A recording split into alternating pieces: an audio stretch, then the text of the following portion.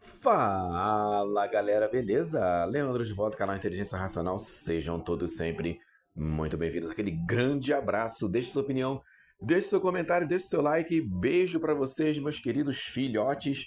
Galera tá chegando junto aí no meu canal, tá? Tá. Tem bastante comentário aí, muita pergunta. Pode deixar que eu vou transformar a sua pergunta em vídeo. Bom, pelo menos boa parte delas, né? Se eu prometer que cada pergunta que eu recebo vai virar um vídeo, é mentira. Nem toda pergunta inspira o pai para ele conseguir criar um vídeo em cima da pergunta. Gravar vídeos, pessoal, para o YouTube também é inspiração. Não é só ligar a câmera, vou falar qualquer coisa.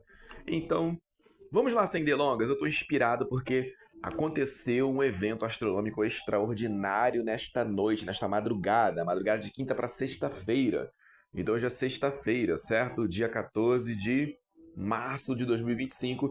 E eu estava acordado, eu estava louco de sono, mas eu estava acordado e comecei a ver o início do eclipse lunar, quando a lua começou a ficar escura, de cima para baixo, para ficar bem didático, ó. Por exemplo, vamos voltar àquela minha fase de usar qualquer coisa para ser didático. Adoro isso, porque é, professor, eu não sou professor oficialmente falando, né? Embora eu admire muito a carreira do professor, Deus abençoe os professores, tudo que você. Já parou pra pensar? Se você é bom pra caramba numa coisa, se você é fera, se você é muito hábil, se você sabe fazer, alguém te ensinou? Você não nasceu sabendo, né? Ou eu tô mentindo? Não, eu tenho certeza que você não nasceu sabendo. Eu também não. Então, todo conhecimento que você tem, alguém te ensinou. E esse alguém ou foi oficialmente ali, que eu digo propriamente dito, um professor formado, etc. e tal, diploma, ou um professor da vida, a escola da vida. O simples fato de uma pessoa mais velha te ensinar alguma coisa, na prática, ela já está sendo um professor na sua vida. E às vezes a pessoa nem é mais velha, tá? Pode ser um adolescente, pode ser um jovem ensinando a um adulto. O quê? Alguma habilidade que ele adquiriu que a galera mais velha ainda não está tão esperta, por exemplo, né? A internet, o número de jovens que dominam melhor do que o de idosos é maior, tá? Porque a internet ela é basicamente do nosso tempo, não é do tempo deles. Mas o pessoal aí mais antigo também está se destacando, está aprendendo. Então bora lá. Sem enrolação, sem delongas, vamos direto ao ponto. Imaginemos que essa tampinha aqui é a Lua. Ah, Leandro, antes que alguém pergunte, né? Ah, Leandro, você está dizendo então que a Lua ela tem esse formato aqui? Não. Calma, pequeno gafanhoto, mas é isso que você vê quando você olha para o céu, na verdade? Você não vê a face oculta da Lua, ó, a face oculta. É essa parte aqui da tampinha da garrafa de um suco aqui, muito bom que eu tomei, e eu vou fazer até um merchan, vai que os caras me patrocinam. Sei lá, né? Vai que eu dei a sorte aqui. Natural One, tá? Muito bom, esse aqui é o de uva. Tem um de laranja também que eu gosto muito. É uva e maçã, 100% suco. É, Então, as informações nutricionais estão aí no rótulo e você sempre leia, porque é muito importante, beleza? Então, o merchan tá feito. Natural One, se quiser patrocinar o pai, é só mandar um e-mail lá para mim. O e-mail do canal é incortesnaturalinteligencia@gmail.com. incortesnaturalinteligencia@gmail.com. E você fala direto com o pai e a gente negocia. Voltando ao assunto, imagine comigo, pequeno gafanhoto, que isso aqui é a Lua. Essa é a face da Lua que está sempre voltada para nós. Você sempre vê aquela cara da Lua voltada, tá? Não importa a época do ano, ela está voltada para nós. É a parte que tem aquelas. Tem muitas crateras, tem uma muito especial, que é uma cratera, uma lapa, uma bitelão de cratera, que a gente chama ela de Tycho Brahe, em homenagem a um astrônomo, tá? E é a parte que tem aquelas manchas escurinhas ali que a gente costuma chamar de mares lunares. Pois bem, eu estava olhando a lua aqui no meu quintal, até então o tempo estava aberto, estava uma noite tranquila, e a lua começou a escurecer. Vamos imaginar que a parte desse adesivo é que é a parte de cima da lua, né? A parte norte da lua, hemisfério norte, hemisfério sul. E a lua começou a escurecer de cima para baixo, a partir das 2 2h05, 2h09 da madrugada, mais ou menos. Tá, ela começou a escurecer gradativamente, foi escurecendo, escurecendo, escurecendo. E aí, da metade mais ou menos do disco lunar para baixo, ela começou a ficar meio avermelhada. E depois ela ficou completamente avermelhada, que é onde a gente chama o fenômeno de lua de sangue. Por causa desse tom vermelho carmesim, mais ou menos aí, que lembra o sangue humano ou de outras espécies. Pois bem, olha só. Aí eu fiquei pensando, cara, eu já conheço a mecânica do eclipse lunar, tá? Mas não custa nada lembrar. Vou falar aqui para vocês porque alguém me ensinou, eu aprendi isso. E agora vamos relembrar uma coisa.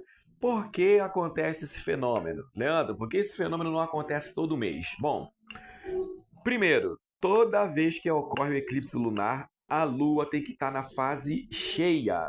Sempre. Mas sempre. Mas sempre. Mas sempre. Sempre. Sempre. Só tem eclipse lunar quando a Lua está cheia. Pegou? Só quando a Lua está cheia. E o eclipse solar, Leandra, quando a Lua está na fase nova. Só tem eclipse solar quando a Lua está na fase nova. É a fase que ela está toda escura, mas depois eu falo de eclipse solar. Vamos voltar para o lunar. E aí, por que a Lua está na fase cheia? Porque ela está sendo iluminada pelo Sol em sua totalidade. Mas essa totalidade da Lua, de iluminação, na verdade, a Lua ela está sendo iluminada pelo Sol, na verdade, constantemente. Só que do ponto de vista de nós que estamos aqui na Terra, tá? Nós vamos ver uma parte iluminada e outra não, de acordo com o passar das estações do ano. Porque imaginemos que o meu punho aqui seja a Terra, o nosso planetinha Terra. Aqui, ó, tá? Para minha esquerda, talvez para você apareça invertido aí por causa do vídeo, né? Mas para a esquerda do Leandro aqui nós temos o Sol. Meu outro punho aqui, ó. Mas vamos imaginar algo bem maior, porque o Sol é bem maior que a Terra. Mas enfim, a luz do Sol, ela tá vindo em direção à Terra. E a Lua, nessa ocasião aqui, ela não tá totalmente alinhada, tá? O mecanismo Sol, Terra e Lua. Deixa eu colocar a Lua, um outro exemplo. Essa tampinha menor aqui de Coca-Cola. Vamos imaginar que ela seja a Lua para tipificar que a Lua é menor, tá? Então, o Sol está aqui, iluminando a Terra que está aqui, e depois vem a Lua que está aqui. Tá legal? A luz solar, quando ela incide sobre a Terra, a parte da Terra que está voltada para o Sol é dia. A parte que está de costas para o Sol é noite. Na ocasião, então, da noite e da madrugada, o Brasil estava de costas para o Sol, por isso que aqui estava de noite. Só que a Lua ela está sendo iluminada pelo Sol. Mesmo estando de noite para o Brasil, eu estou olhando a Lua brilhando no céu. Por quê? Porque nessa configuração, nessa mecânica entre Sol, Terra e Lua, a Lua está no ângulo em que a luz do Sol chega nela. Tá?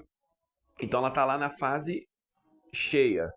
Mas, gente, a Lua ela está girando em torno do seu próprio eixo, ó, rotação. A Terra também está girando em torno do seu eixo, rotação. O Sol ele também está girando em torno do seu próprio eixo, rotação. Só que a Terra, enquanto ela gira em torno do seu próprio eixo, que se chama rotação, ela também está girando em torno do Sol. E a Lua, enquanto ela está girando em torno do seu próprio eixo, que também se chama rotação, ela está girando em torno da Terra, que se chama translação.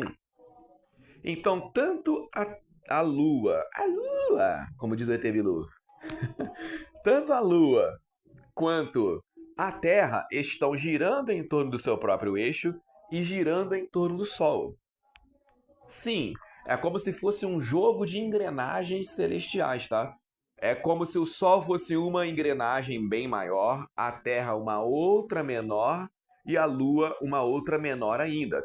E elas estão girando cada uma em suas respectivas velocidades.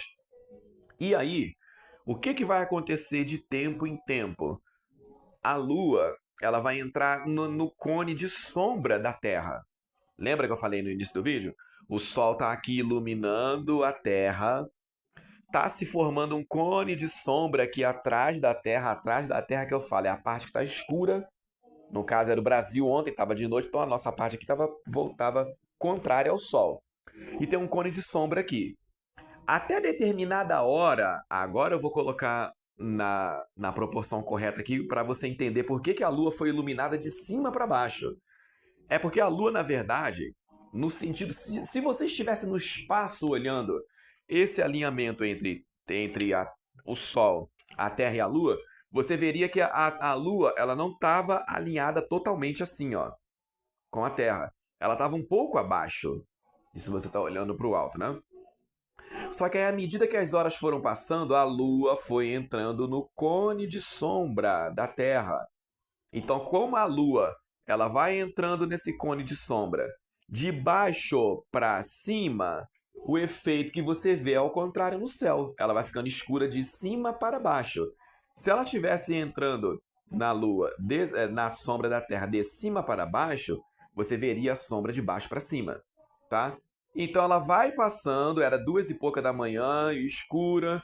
Depois ela ficou completamente avermelhada e depois foi passando, 4 horas da manhã, 5 horas da manhã, foi passando e até a Lua, ela já saiu desse cone de sombra e ela ficou normal, como a gente vê todo santo dia, tá? Com exceção de quando a Lua está na fase nova, né? Que aí você não consegue ver nada porque ela está escura, mas isso é outro assunto. Isso é para quando a gente falar de fases da Lua. Então, deu para você entender o que o papai Denzel te explicou? Deu para você entender? Ficou com dúvidas? Deixa a sua opinião, deixa o seu comentário que eu vou gravar outro vídeo, até porque eu ainda vou falar do porquê que você vê a mesma lata, a mesma fuça da Lua todo santo dia voltada para nós. Eu não falei nesse vídeo para esse vídeo não ficar muito grande, eu falo no outro, tá?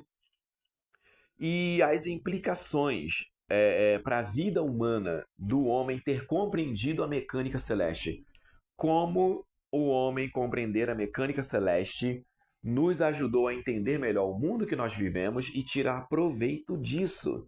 Inclusive, tem influência no plantio, na colheita, na navegação, né, no bramido das ondas, no agito do mar, que automaticamente vai influenciar nas operações náuticas, e por aí vai. Então, um grande abraço, seguirei falando mais sobre essas outras questões, sobre o seu comentário.